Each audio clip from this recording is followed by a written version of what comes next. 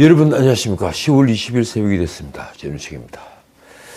어제 제가 정치 참 더럽게 한다고 말씀을 드렸죠. 그 말 그대로였습니다. 정치 정말 더럽게 합니다. 이 나라 민주주의는 머리도 너무 멀었다는 생각을 할 수밖에 없는 일들이 연일 벌어지고 있습니다. 대통령 선거가 있은 지 불과 7개월이 지났습니다. 이 윤석열 대통령이 취임한 지 5개월. 아직 조각조차 완전히 마치지 못했습니다. 그런데 벌써 윤 대통령 퇴진 요구, 하야 요구가 나오고 있습니다. 무슨 이유였을까요? 오늘은 윤 대통령 퇴진 요구 촛불 집회 소식부터 말씀드리겠습니다. 하도 기가 막혔습니다. 언론은 이 좌파 성향이라고 하는데 저는 전혀 모르는 단체입니다. 처음 듣는 이름입니다. 그런데 이 단체 대표 이름을 보니 저도 잘 아는 김민웅입니다. 저하고 방송도 제국했죠. 적어도 유사 좌파는 맞을 것입니다. 단체 이름은 촛불승리 전환행동. 이 촛불승리가 뭘 의미하는지는 대충 짐작을 하겠는데 전환행동이라는 말 뜻은 제가 정말 모르겠습니다. 전환행동? 무슨 뜻입니까? 어떻든 이 촛불승리 전환행동이라는 단체는 오늘이죠. 바로 20일 토요일 오후 4시부터 시청역과 용산 삼각지 일대에서 윤석열 대통령 퇴진과 그리고 김건희 여사 특검 수사를 요구하는 집회를 엽니다. 말씀드린 대로 윤 대통령 취임 6개월도 되지 않아 열리는 하야 요구 집회입니다. 경찰에 신고된 참가 인원만 10만 명. 그러니까 좌파 집회로서는 굉장히 큰 집회입니다. 민주당의 강경파 의원들도 오늘 집회에 참여한다고 합니다. 촛불승리 전환행동은 언론 보도를 보면 대선 직후 올해 4월에 출범했습니다. 대선 패배에 불복하는 자들이 모여 만든 집회인 셈입니다. 언론 보도를 보면 출범식에는 윤미향, 지금 무소속 의원이죠. 윤미향과 광노현 등이 축사를 했습니다. 상임대표는 김민웅, 공동상임대표에는 윤우건, 우희종, 김은진 이런 교수들과 그리고 안진걸, 사회운동가라고 해야 합니까? 참여연대 오래 있었죠. 이 사람들이 이름을 올렸습니다. 김민웅은 그렇다 치고 이 우희종은 서울대 수의대 교수인데 20대 총선에서 민주당의 비례위성정당인 더불어시민당 대표를 맡으면서 정치 성향을 본격적으로 드러냈습니다. 그는 윤 대통령이 검찰총장일 때 그를 아돌프 히틀러에 빗댔죠. 그리고 대선 직전에는 이재명 후보 선거 캠프 모바일 플랫폼이란 데에 형수 욕설 논란을 옹호하는 취지의 글을 쓰기도 했습니다. 그중 글을 잘 아는 사람은 제게 아주 양손했던 교수인데 무섭게 바뀌다라는 말을 하기도 했습니다. 저도 방송에서 만나보니까 굉장히 예의 바르고 양손해 보이더군요. 과연 그는 좌파 신념을 얼마나 순수하게 지키고 있을까요? 안진걸은 방송에서 한 번인가 두 번인가 밖에 만나지 못한 분인데 참여연대에서 오래 일한 분으로 이재명의 중앙대 법대 후배입니다. 그들이 이 가을날, 그것도 주말에 윤 대통령의 퇴진과 김건희 특검을 요구하는 대규모 집회를 여는 이유는 무엇일까요? 이들의 주장이 이렇습니다. 윤석열 정부의 부패 무능, 민주 파괴, 민생 파괴, 평화 파괴 행보가 계속되고 있다. 이제 국민의 요구는 윤석열 퇴진 하나로 모아지고 있다. 저는 도대체 왜 그런 주장을 하는지 도무지 그 이유를 알 수 없습니다. 그들이 남북 문제를 언급한 내용은 이렇습니다. 경색된 남북관계를 풀어나갈 생각은 하지 않고 도리어 파국으로 몰아가고 있다. 미국의 반중국, 반러시아 패권 전략에 맹목적으로 따라가 대외관계를 망치고 국가안보를 위태롭게 하고 있으며 경제 위기를 더 심화시키고 있는 것이 윤석열의 외교 정책이다. 참 재밌는 분석입니다. 지금 세계가 미국과 서구가 중심이 된 민주 진영, 그리고 러시아와 중국이 중심이 된 반민주 진영으로 나뉘어서 대립을 하고 있죠. 바이든 정부 출범 이후에 그것이 아주 노골화됐습니다. 그런데 이 촛불 승리 세력이란 분들은 이 민주 세력과 반민주 세력의 대립을 단순히 미국의 반중국, 반러시아 패권 전략으로 보는 것인가요? 그러면 푸틴의 우크라이나 침공은 그런 미국의 패권주의에 저항하기 위한 것이고, 시진핑의 중국몽을 실현하려는 이 시황제 대관식은 미국 제국주의에 맞선 새로운 자유의 물결점 되는 것입니까? 국민을 바보로 만드는 이런 유치한 운동이 언제쯤 이 나라에서 퇴출될까요? 자, 어제 제가 정치 참 더럽게 한다고 말씀드리는데 정말 그 말 그대로였습니다. 여당도 정치를 멋있게 하는 건 아니지만 우리 야당 정치 정말 참 더럽게 합니다. 이재명이 다급해지자 어제 특검 카드를 다시 꺼내들었습니다.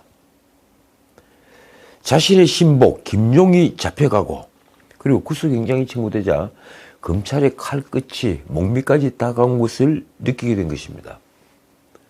그러자 다시 특검 카드를 꺼낸 거죠. 참, 그런데 어떻게 보면 뻔한 전략이니 안쓰러워 보일 지경입니다.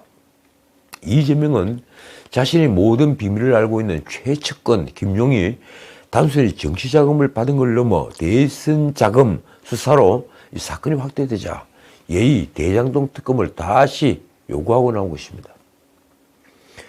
그는 정말 다급한 것처럼 보였습니다. 어제 기자회견 장면이 그랬습니다. 이재명은 20일 아침 긴급 기자회견을 열고 윤석열 대통령에게 화천대유 대장동 관련 특검을 요구했습니다. 이 특검 제목이 화천대유 대장동 관련 특검입니다. 왜 이 대장동 특검이 아닌 화천대유 대장동 특검일까요? 이 또한 교묘한 포장입니다. 화천대유가 이 김만배 그리고 남욱 정유학 등 민간업자들이 한탕을 하기 위해 만든 조직인 것을 다들 알고 계시죠. 이른바 그런 한탕 조직으로 50억 클럽을 중심으로 자신과 상관없는 고관 대작들과 연결되어 있다. 그 뒷배가 50억 클럽들이다. 말하자면 그런 고관 대작들이 김만배 등의 뒷배이지 자신은 이들이 한탕과는 아무런 상관이 없는 사람이라는 것을 보여주기 위해서 이 화천대유 대장동 특검이라고 한 것입니다. 프레임을 그렇게 짠 겁니다. 어쨌든 이재명의 요구사항이 이렇습니다. 대통령과 여당에 공식 요청한다. 화천대유 대장동 개발과 관련된 특검을 수용하라. 이재명이 덧붙인 이유가 이렇습니다. 이 대장동 개발 및 화천대유에 관한 실체 규명은 물론 결과적으로 비리 세력의 종잣돈을 지켜준 대통령의 부산저축은행 부정수사 의혹 및 허위사실 공표 의혹, 대통령 부친의 집을 김만배 누나가 구입한 경위 등 화천대유 자금 흐름, 진술이 갑자기 변경되는 과정에서 제기된 조작 수사와 허위 진술 교사 의혹도 밝혀야 한다. 참, 자신의 시각으로 이 대장동 게이트 사건을 보면 이렇게 보이는가요? 참 재밌습니다. 아니면 알고 이러는 겁니까? 솔직히 대장동 게이트를 두고 몸통은 윤석열이라며 곧 윤석열 게이트라고 말해 듣는 사람을 뜨악하게 만든 그 시각 그대로입니다. 자신을 둘러싼 대장동 특혜 비리 의혹과 관련한 이 특검을 말하면서 윤석열 대통령을 겨냥한 부산저축은행 의혹 등을 엮어서 앞에 내세우며 이 진상을 밝혀내야 한다고 주장한 것입니다. 주객이 전도되었다고 할까요? 아니면 물타기 전략입니까? 어제 조영 국민의힘 원내대표가 말한 것처럼 물귀신 전략입니까? 같이 빠져 죽자. 물귀신이죠. 결국 명목상 대장동 특검법이라고 하지만 실제로는 윤 대통령을 겨냥한 특검을 하자는 주장입니다. 나 죽고 너 죽자가 아니라 나 살고 너 죽자, 이 얘기입니다. 이재명과 민주당은 지난 대선 때 대장동 개발 사업이 이재명이 말한 대로 당군들의 최대 공공환수가 아니라 당군 일의 최대 사기극인 게 드러나자 대장동 게이트의 몸통이 윤석열이라고 주장했습니다. 우리 모두 놀랐죠. 윤 대통령이 대검 중수이익과장 시절인 2011년 부산저축은행 사건 수사를 맡게 되면서 당시 대장동 대출건을 수사 대상에서 제외했고, 이 때문에 대장동 사태가 불거졌다고 주장하고 나선 것입니다. 이재명은 어제 기자회견에서도 그런 과거 레퍼토리를 반복했습니다. 사건이 실체적 진실은 왜곡되고 야당을 향한 정치 탄압과 보복 수사의 칼춤 소리만 요란하다. 참 문학적 표현이라고 해야 합니까? 뒤에 덧붙인 말이 이렇습니다. 거듭 말씀드리지만 이재명은 단 1원의 사적 이익도 취하지 않았다. 온갖 방해에도 민간이 독차지하려던 택지개발 이익 중에 3분의 2가 넘는 5,500억 이상을 공공환수했다. 그러니까 이재명은 아직도 이 민간 개발업자들이 당연히 해야 하는 기부 체납을, 예를 들면 이 아파트를 지었으니까 터널을 뚫고 도로를 내는 공사 비용은 아파트 건설업자가 부담을 해야 되는 겁니다. 그런 공사 비용을 공공환수로 포장하는 말을 계속하는 것입니다. 게다가 이재명의 변명마저도 똑같습니다. 단돈 10원도 받은 적이 없다. 뭐 사탕 하나도 받지 않았다. 심지어 이 상방울 조폭그룹과 이 변호사비 대납 의혹이 불거지자 이재명은 상방울과의 관계는 내복한불 사회본 것 외에는 없다고 했죠. 그는 이런 식의 표현을 굉장히 즐겨합니다. 이재명은 정권이 바뀌고 검사들이 바뀌니 관련자들의 말이 바뀐다면서 검찰이 관련 사건을 조작한 정황이 의심된다고 주장했습니다. 솔직히 그런 게 아니고요.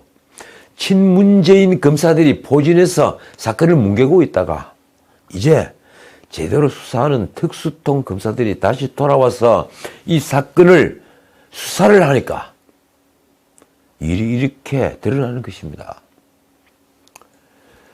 자, 이재명이 말입니다. 진실을 찾아 죄를 주는 것이 아니라 죄를 주기 위해 진실을 조작, 날조하는 것이 아닌가 의심된다. 그래서 나온 말이 또 이렇습니다.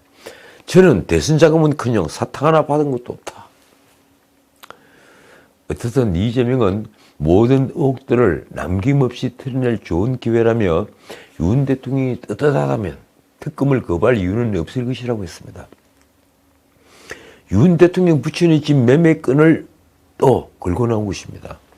대통령 부친인 윤기중 교수의 연희동 집을 김만배의 누나가 19억에 구입한 경위를 밝히자는 것이죠. 그런데 이 집은 시가보다 싸게 팔린 것으로 드러났습니다. 언론 추적에서 다 그렇게 밝혀졌죠. 그런데도 이재명이 말은 무엇인가 이 집의 거래에 흑막이 있는 듯한 뉘앙스를 풍기고 있습니다. 화천대유 자금 흐름 진술이 갑자기 변경되는 과정에서 제기된 조작 수사와 허위 진술 교사 의혹도 밝혀야 한다. 이 김만배의 누나가 윤 대통령 부친 집을 샀을 때 윤 대통령은 서울중앙지검장이었죠. 그리고 김만배는 머니투데이 법조 기자였습니다. 어쨌든 이 대장동 게이트를 두고 이재명이 특검에 대한 태도는 계속 바뀌어 왔습니다. 처음 대장동 게이트가 문제가 됐던 작년 10월이죠. 그때 이재명은 행정안전위의 경기도 국감에서 당시 야당인 국민의힘이 특검 주장을 하자 특검은 시간 끌기라는 말로 잘랐습니다. 검찰이 수사를 잘 하고 있는데 특검으로 시간을 끄는 것이 곧 적폐라는 주장이었습니다. 그런데 그때 검찰은 사건을 뭉개고 있었죠. 서울중앙지검에서 대장동, 백현동 둘 다 제대로 수사하지 않았습니다. 한 달 뒤에 관훈클럽 토론에서 이재명의 태도는 약간 바뀌었습니다. 검찰 수사가 미진하면 특검을 수용할 수 있다고 말을 한 것입니다. 그리고 지난 1월 이제 대선 전국이 본격적으로 펼쳐졌을 때 이재명을 둘러싼 의혹 중에 변호사비 대납 의혹이 불거졌죠. 그러자 특검에 대한 이재명의 태도는 좀 더 적극적으로 바뀝니다. 그는 유튜브 생방송에서 특검을 해야 한다고 특검을 지지하기도 했습니다. 다만 이 박근혜 대통령을 조사한 박영수 특검처럼 야당의 특검 추진을 맡겨서는 안 되고 특검은 공정하게 뽑아야 된다는 주장을 했습니다. 제 기억으로는 그렇습니다. 그런데 3월이 되자 이재명은 특검이 되어 적극적으로 바뀝니다. 문제는 곽상도가 구속된 이전부터 대장동 게이트의 몸통은 윤석열이며 그리고 국민의힘이며 대장동 게이트는 국민의힘 게이트라는 말을 공공연하게 했습니다. 그리고 대장동 특검을 하되 부산저축은행 수사 문제부터 특검 대상으로 하자고 주장을 했습니다. 말하자면 이재명은 대장동에 관한 특검 주장을 자신이 유리한 대로 말을 계속 바꾸어온 것입니다. 마치 카멜레온처럼 말입니다. 어쨌든 어제 이재명이 주장한 대장동 특검 요구는 지난 3월 민주당이 당론으로 발의했던 대장동 특검과 아주 비슷한 주장입니다. 민주당은 대선 직전인 지난 3월 3일 특검 법안을 발의했는데 방금 제가 말씀드린 대로 2011년 윤 대통령이 부산저축은행 대출 브로커를 봐줬다는 의혹을 특검에서 수사하자는 것이 바로 핵심입니다. 말하자면 대장동 게이트를 수사하자는 것보다는 부산저축은행 불법 대출 사건, 그 사건에서 브로커를 봐줬다는 그 부분을 수사하자는 게 특검의 핵심인 것입니다. 당시 민주당의 특검법이 명시한 6가지 수사 대상 가운데 무려 5가지가 부산저축은행 부실 수사 등과 관련되어 있습니다. 반면 지난해 9월 국민의힘과 국민의당이 함께 발의한 대장동 특검 법안은 성남시장으로 사업의 최종 인허가 승인권자였던 이재명의 배임 혐의를 겨냥한 특검 법안입니다. 아직까지 검찰에서 밝히지 못하고 있는 그 배임 혐의 말입니다. 당시 국민의힘 특검 법안은 민주당의 저지로 법사위 상정이 무산됐습니다.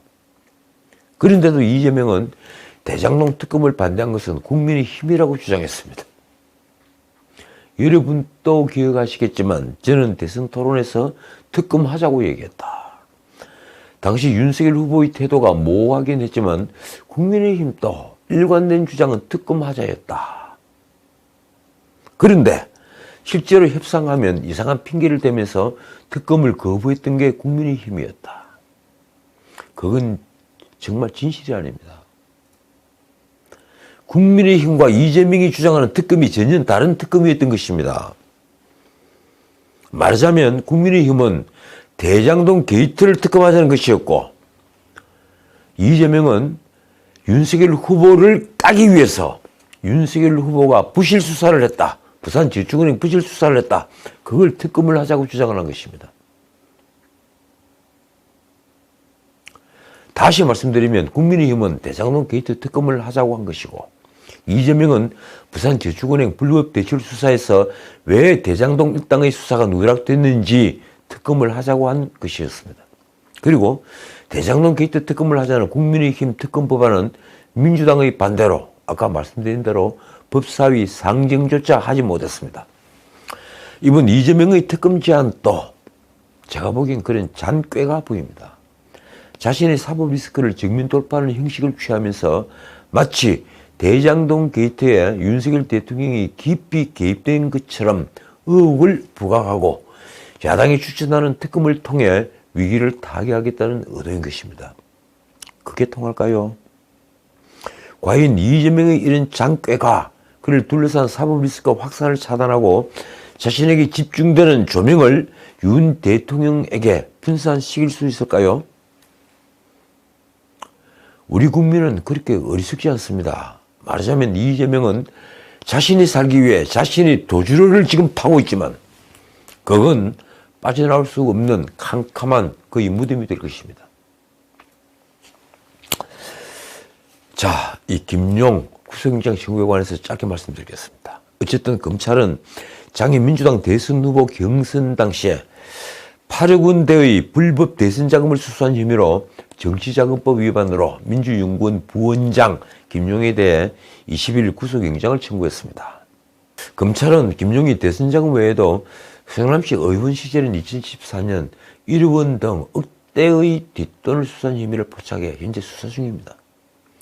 추후 김용에 대해 뇌물 혐의를 추가할지 여부도 검토 중인 것입니다.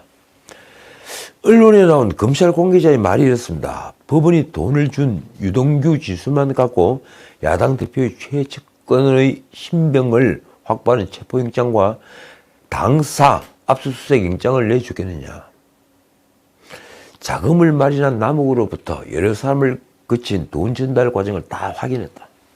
검찰은 이재명의 20대 대선 자금 조달 및 조직관리 등을 담당한 김용희, 장인 2월 유동규에게 20억 원을 요구해서 4차례에 걸쳐 정확히 8억 4,700만 원을 현금으로 받은 것으로 파악하고 있습니다. 김용은 장인 5월부터 10월까지 이재명 경선 캠프 총괄 부부부장을 맡았죠. 그리고 이어서 11월부터 올해 3월까지 민주당 중앙선거대책본부 총괄 부본부장을 지냈습니다.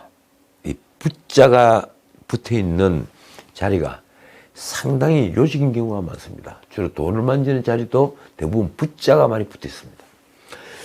돈은 남욱이 마련해서 측근인 부동산 개발업자 이모와 그리고 이 정민용 성남도시개발공사 전략사업실장을 거쳐서 유동규에게 수회에 걸쳐 진달이 됐고, 유동규는 자신이 설립한 유원홀딩스 사무실 등에서 김용에게 그 돈을 전달했습니다.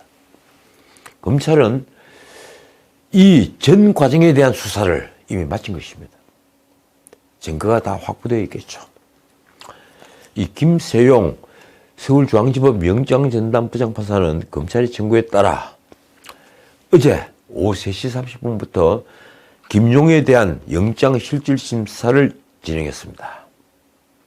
아마 곧 결과가 나올 것으로 보이는데 이 방송을 내보낼 뒤인지 앞인지 그게 잘 판단이 서지 않습니다. 만약 법원이 검찰의 청구를 받아들여서 이 김용을 구속할 수 있다면 수사는 이들 현금이 대선 과정에서 어떻게 누구에게 사용됐는지 확대될 것입니다. 사실 이 문제는 굉장히 중요한 문제입니다. 그러니까 2003년 이 대선 자금 수사가 있었죠. 이 노무현 대통령 당시에 말입니다. 그 사건 이후에 19년 만에 다시 대선 자금 수사가 검찰에 이루어진 것입니다.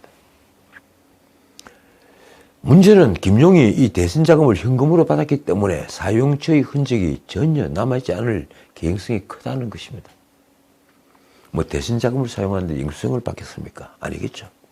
이 때문에 돈의 종착지를 알기 위해서는 김용의 진술이 절대적으로 필요한 구조입니다. 반면 영장이 기각되어 검찰이 김용의 신병을 확보하는 데 실패한다면 대선 자금 수사는 첫 단계부터 타격을 받게 됩니다. 아니, 사실상 물 건너갑니다. 지금 민주당이 절대 다수이니 누가 어떻게 수사를 하겠습니까? 자, 일이 어떻게 진행될까요? 우리는 지금 진실이 무덤에 묻힐 것인가 지켜보고 있는 중입니다. 저도 초조하게 지금 영장실질심사 결과를 기다리고 있습니다. 지금까지 전우책이었습니다.